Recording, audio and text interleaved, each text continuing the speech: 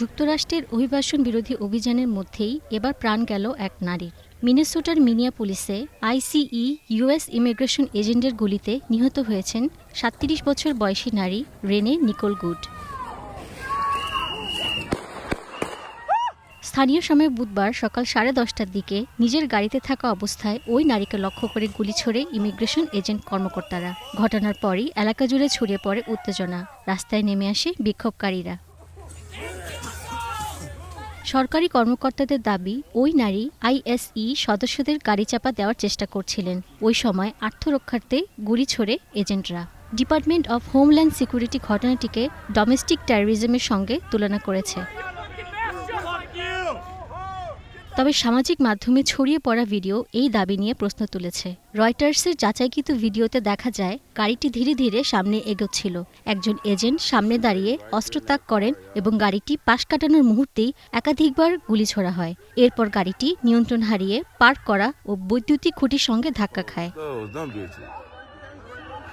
Police জানিয়েছে, নিহত নারী কোনো ইমিগ্রেশন অভিযানের লক্ষ্য ছিলেন না।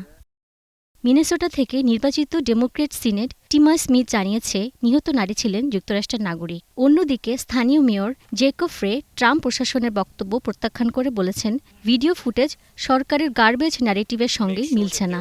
তিনি ক্ষুব্ধ হয়ে আইসিইউকে মিনিয়াপোলিস ত্যাগ করতেও বলেন।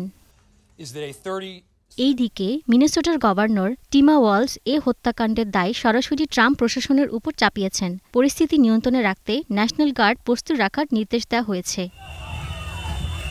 ঘটনার পর বিক্ষোভকারীদের ছত্রভঙ্গ করতে ফেডারেল বাহিনী কেমিক্যাল ইরিটেন্ট ব্যবহার করে। গ্যাস মাস্ক ও ভারী অস্ত্রসজ্জিত এজেন্টদের উপস্থিতি আরও খুব উস্কে দেয়।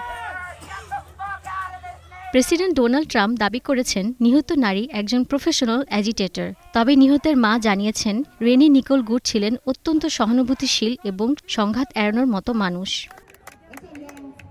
অভিবাসন প্রশ্নে ট্রাম্প প্রশাসন কঠোর অবস্থান যখন যুক্তরাষ্ট্রের রাজনীতিকে আরও মেরুকরণ করেছে, তখন মিনেসোটার এই মৃত্যু নতুন করে প্রশ্ন আনছে। রাহনুমা নূর, স্টার নিউজ।